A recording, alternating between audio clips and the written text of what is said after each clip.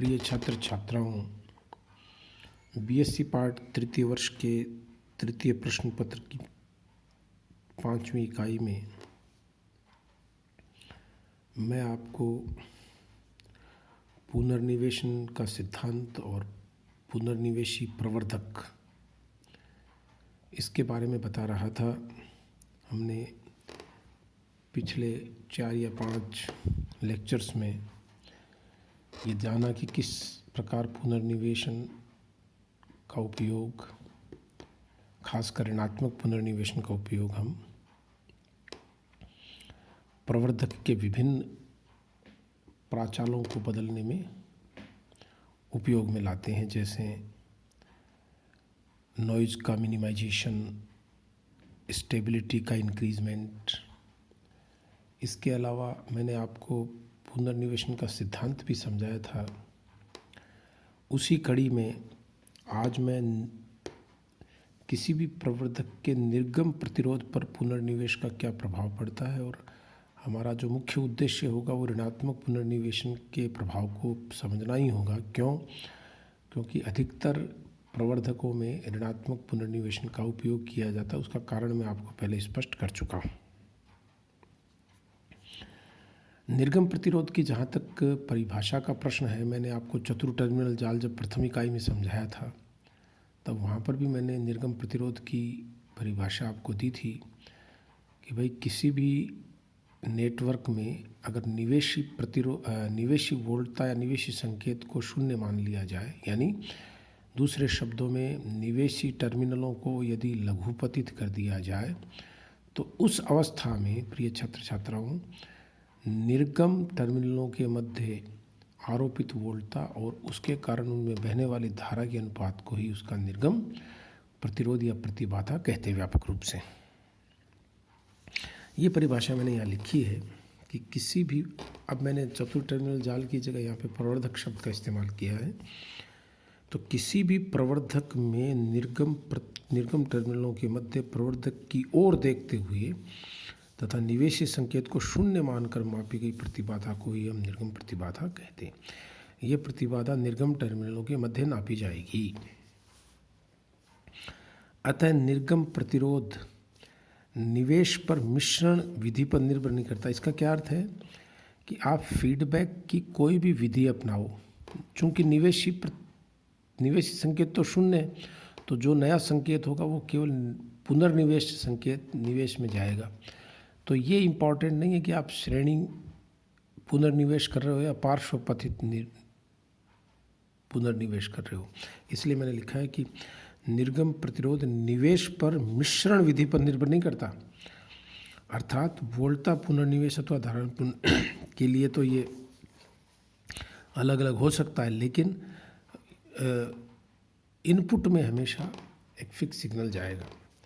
तो चूंकि सामान्यतः ऋणात्मक पुनर्निवेश का हम उपयोग करते हैं, इसलिए मैं आपको दोनों इसके प्रभाव बताऊंगा। यहाँ देखो मैंने लिखा है ना कि वोल्टता पुनर्निवेश और धारा पुनर्निवेशन के लिए इसका मान अलग अलग होता है। तो हमें देखेंगे कि वोल्टता पुनर्निवेश का क्या प्रभाव पड़ता है और धारा पुनर्निवेश का क्या प्रभाव पड़ता है। तो देखिए, ये जो डायग्राम है ये बिना किसी पुनर्निवेश के एक प्रवर्धक को शो करता है। जब निवेशी संकेत का मान VI होता है, V इनपुट वोल्टेज, तो प्रवर्धक की लब्धि A होने पर आउटपुट में जो संकेत प्राप्त होगा वो AVI होगा, और यहाँ RO जो है वो प्रवर्धक का सामान्य अवस्था में निर्गम प्रतिरोध है या प्रतिबाधा है। तो चित्र में वोल्टता लब्धि A का प्रवर्धक हमने माना है। अब मैं क्या करता हूँ कि इसके निवेशी संकेत को शून्य मानता हूँ, यानी मैंने देखिए ये निवेशी टर्मिनल इसके लघुपतित कर दिए, शॉर्ट सर्किटेड। तो VI का मान अगर शून्य होगा तो अब आप देखिए ये AVI का मान शून्य हो जाएगा। तो ये मैंने स्ट्रेट लाइन खींच दी यहाँ पे। इस वक्त अगर मैं VO डैश वोल्टता यहाँ लगाता हूँ और इसके कारण IO डैश धारा प्रवाहित होती है, तो आप बिना हिचक के लिख सकते हो VO dash upon IO dash. ये देखो यहाँ पे लिखा है मैंने, VO dash upon IO dash बराबर RO होगी। अब मैं निवेशी संकेत को शून्य रखकर अगर इस निर्गम के एक निश्चित भाग को निवेश में प्रदान करता हूँ यानी पुनर्निवेश करता हूँ, तब ये परिपथ कैसा बन जाएगा, ये देखिए। ये प्रिय छात्र छात्राओं, इस अवस्था में ये कह रहा है कि निर्गम वोल्टता वियोडेश के अंश, ये बीटा नेटवर्क है प्रिय, ये बीटा नेटवर्क है। तो अगर वियोडेश का बीटा भाग इसमें इनपुट में डालते हैं तो आप देखिए मैं बाहर से कोई संकेत नहीं लगा रहा हूँ, ये फीडबैक सिग्नल ही इनपुट बन जाएगा। तो ऋणात्मक पुनर्निवेशन के लिए ये सिग्नल हो जाएगा माइनस बीटा वियोडेश। तो ये मैंने लिखा है वियोडेश के अंश माइनस बीटा वियोडेश का पुनर्निवेशन करें तो प्रवर्धक का प्रभावी निवेश कितना हो जाएगा, माइनस बीटा वियोडेश होगा। इसके कारण निर्गम पाश में, ये निर्गम पाश यहाँ पर, ये संकेत जो प्रवर्धन के बाद बन जाएगा माइनस ए टाइम्स बीटा वियोडेश। आर ओ वहाँ मौजूद है पहले से, और अब इन टर्मिनलों के मध्य ये देखिए, यहाँ मैंने ये लिखा है एरो के मार्क से, ये प्रभावी निर्गम वोल्टता आ जाएगी आर ओ डैश। तो चलिए इसका मान ज्ञात करने के लिए इसमें किरचॉफ का नियम लगाते हैं। बहुत आसान नियम है, वी ओ डैश बराबर बहने वाली धारा इंटू आर ओ और ये वोल्टता स्रोत। तो I O dash R O plus स्रोत हो गया माइनस बीटा, और इसकी मैथमेटिक्स आप आसानी से सॉल्व कर सकते हो। और ऐसे में V O dash upon I O dash का मान आ जाएगा R O upon 1 plus beta A. और बहुत आसानी से आप कह सकते हो कि आर ओ डैश का मान आर ओ से कम है, अर्थात क्या परिणाम लिखेंगे परीक्षा में आप